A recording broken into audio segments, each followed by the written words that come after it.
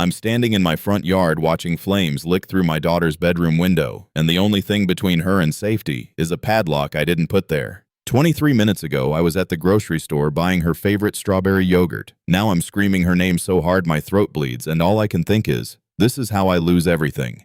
Let me back up. 3 weeks. That's how long it took for Patricia Moreland to decide my family didn't belong in Riverside Meadows HOA. Not 3 months, not 3 years, 3 weeks.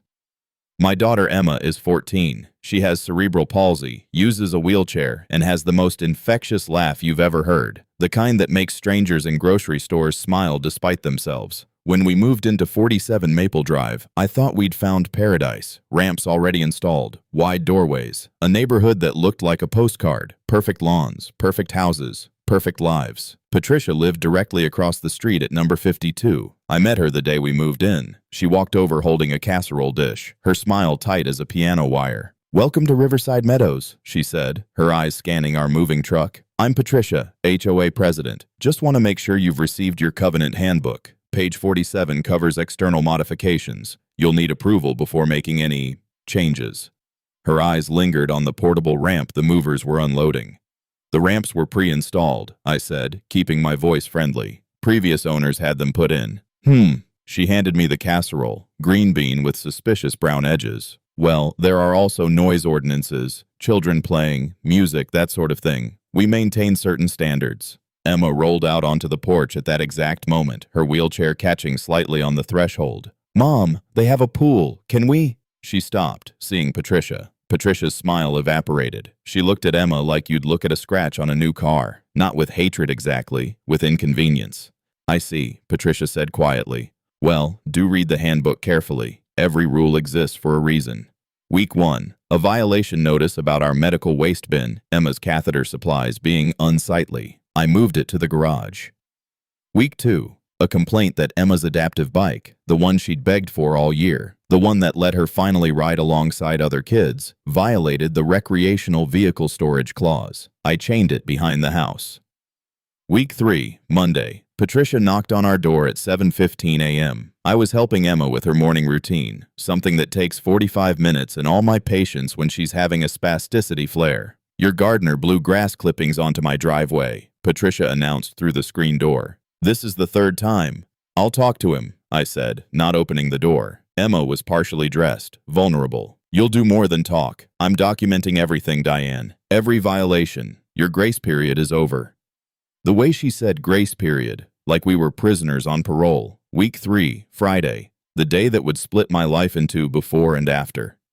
I had a dentist appointment at 2 p.m., my first in 3 years, because I'd finally found someone who understood I couldn't leave Emma for long. The appointment ran over, then traffic. Then I stopped at the store because we were out of Emma's yogurt, and if she doesn't have her routine, the whole evening collapses. I texted our neighbor, Mrs. Chen, who sometimes watched Emma. No response. I called Emma. "Hey baby, I'm 20 minutes out. You okay?" "Yeah, watching that baking show. Mom, can we make macarons?" "We'll burn the house down trying, but sure." We both laughed. She had no idea how prophetic that joke would become. "Love you, monster. Lock the door behind me, okay?" "Already did. Love you more." I pulled into our street at 4:47 p.m. I know the exact time because later the investigators asked me approximately when I arrived. When I saw smoke threading from our roof, my brain couldn't process it. That can't be our house. That's someone else's emergency. Then I saw Emma's bedroom window. Black smoke was pouring out, and behind it, God help me, I saw the flicker of orange. I abandoned my car in the middle of the street and ran. I didn't think about my purse, my keys, my phone. Just ran. When I hit our front porch, I grabbed the door handle. Locked. My keys. My keys were in the car, but I had a hide-a-key under the planter. The planter was gone. In its place was a violation notice, zip-tied to the porch railing. Unapproved decorative items. Remove within 24 hours. That's when I started screaming Emma's name. I ran to her bedroom window, the one that we'd had modified with a quick-release safety latch so she could open it from her wheelchair in case of emergency. I grabbed the frame and pulled. It didn't budge. Through the smoke, I saw it. A heavy-duty padlock drilled into the window frame from the outside. Industrial. Deliberate. New. Across the street, Patricia stood on her pristine lawn, phone in her hand, watching. Not calling for help, just watching. I ran back to the front door and threw my whole body against it. Once. Twice. The smoke was getting thicker. I could hear Emma coughing inside, calling for me, her voice high and terrified. Mom, I'm coming, baby, I'm coming." But I wasn't. The door wouldn't break, the window wouldn't open, and my daughter, my beautiful trapped daughter, was on the other side of walls that suddenly felt like a tomb. That's when I heard Patricia's voice, calm as Sunday morning. I called the fire department. They said they're on their way, should be here in 15 minutes. 15 minutes. Emma had maybe 5. I made a sound I'd never made before, something between a scream and a prayer, and grabbed the decorative boulder from Patricia's own xeriscaped garden, 20 pounds of river rock. I heaved it through our living room window. The glass exploded inward. Smoke billowed out like the house was exhaling poison. I knocked out the remaining shards with my forearm, barely feeling the cuts, and dove through. The heat hit me like a physical wall. The smoke was so thick I couldn't see 3 feet ahead. I dropped to my knees where the air was clearer and crawled toward Emma's room, screaming her name. "Mom!" Her voice came from the wrong direction. The hallway, not her bedroom. She'd gotten out of her room somehow. I can't breathe." The smoke alarm was shrieking. I could hear the crackle of flames growing louder, and underneath it, a sound that still haunts me. Emma's wheelchair, the distinct squeak of her trying to push herself toward my voice, each push weaker than the last. I found her halfway down the hall. She'd collapsed halfway out of her chair, her face streaked with soot and tears. I grabbed her under the arms and pulled her to my chest. "I've got you, baby. I've got you." But I didn't know which way was out. The smoke was disorienting, and the heat was intensifying. I could see an orange glow to my left. The kitchen, fully engulfed. The living room window I'd broken through felt like it was miles away in the wrong direction. Emma's head lolled against my shoulder. She wasn't coughing anymore. That's worse. That means there's nothing left to cough out. I made a choice. I dragged her toward what I prayed was the front of the house. My lungs were screaming. My vision was tunneling. Emma was dead weight in my arms, and I thought, this is it. This is how we both die. 15 feet from safety because a woman didn't like the look of a wheelchair ramp. Then I heard it. Axes on wood. Shouting. The front door exploded inward in a shower of splinters. Firefighters in full gear appeared through the smoke like angels. Strong hands grabbed Emma from my arms. Other hands grabbed me. We were both rushed outside, laid on the lawn, oxygen masks pressed to our faces. I couldn't speak, could only watch as they worked on Emma. CPR. She wasn't breathing. 14 years old and not breathing, and I'd done this. I'd left her.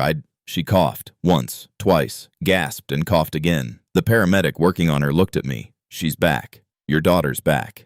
I sobbed so hard I vomited onto the grass. The fire was out within 30 minutes, but our home was destroyed. The investigator said it started in the kitchen. Faulty wiring in an outlet. Old houses. These things happen, except they don't have to be death sentences. They don't have to be murder. When I could finally speak, I grabbed the fire chief's arm. "Someone locked us in. The window, there was a padlock." He nodded grimly. "We saw it. We had to cut through it to get the window open from outside. We've already called the police." Patricia was still on her lawn, still watching, but now there were neighbors gathered too, and their faces weren't sympathetic to her. Mrs. Chen was there, her face stricken. "I got your text," she said to me, crying. "I was at physical therapy. I didn't see it until I was driving home and saw the smoke. Diane, I'm so sorry." "This isn't your fault." I looked directly at Patricia. "It's hers." The police took statements from everyone. What came out over the next hours shattered whatever illusion I'd had about suburban civility. Patricia had installed the padlock on Emma's window at 3:30 p.m., 2 hours before the fire, while I was at my dentist. Mrs. Chen's Ring camera caught her doing it. She'd also removed our hide-a-key planter that morning. Both actions documented. But why? The detective found emails. So many emails. Patricia had been campaigning to amend the HOA covenants to prohibit medically disabled residents from the community. She claimed Emma's adaptive equipment lowered property values, that her condition made neighbors uncomfortable, that this was supposed to be a family-friendly community, as if my daughter wasn't part of a family. Most residents had ignored her. Some reported feeling harassed by her constant complaints about us. She'd grown increasingly erratic, obsessive. The padlock was meant to be evidence for an emergency HOA meeting she'd called for Monday. She was going to argue that our safety modifications were unapproved and that she'd secured the violation until it could be addressed. She'd planned to remove the padlock Sunday night. She didn't think there'd be a fire. She didn't think her petty cruelty would turn lethal, but it did. Most residents had ignored her. Some reported feeling harassed by her constant complaints about us. She'd grown increasingly erratic, obsessive. The padlock was meant to be evidence for an emergency HOA meeting she'd called for Monday. She was going to argue that our safety modifications were unapproved and that she'd secured the violation until it could be addressed. She'd planned to remove the padlock Sunday night. She didn't think there'd be a fire. She didn't think her petty cruelty would turn lethal. But it did. Emma spent 3 days in the hospital for smoke inhalation. I never left her side. We had nothing. Our home was uninhabitable, our belongings destroyed. But we had each other, and that's the only thing that mattered. Patricia was arrested and charged with reckless endangerment, false imprisonment, and after the DA reviewed the evidence, attempted manslaughter. The HOA dissolved her presidency immediately and voted to cover our temporary housing and repairs.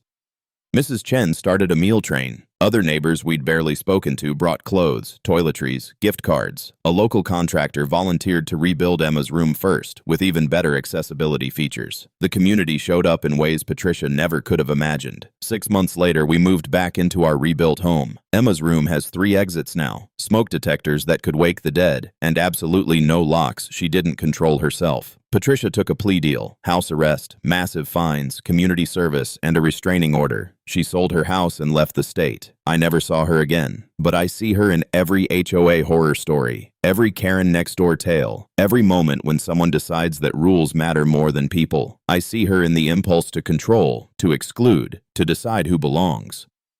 Emma's 15 now. She started a blog about accessibility and disability rights. She speaks at schools about acceptance. When people ask her about the fire, she says, "Some people see wheelchairs and think broken. I see a woman who fought through fire to save her daughter. That's not broken. That's love." She's right. Love isn't perfect houses and perfect lawns. It's choosing people over property, compassion over control. It's breaking windows and breaking rules when the alternative is unthinkable. Patricia wanted to lock us out of her perfect world. Instead, she showed our community who we really were, who they really were. And it wasn't her. We're still here. Emma just learned to make macarons. We only burned them a little bit. And that padlock? The police kept it as evidence. But sometimes I think about it, that symbol of someone's need to control, to punish, to exclude. Then I look at my daughter, alive and laughing and teaching the world what real strength looks like. Some locks were meant to be broken.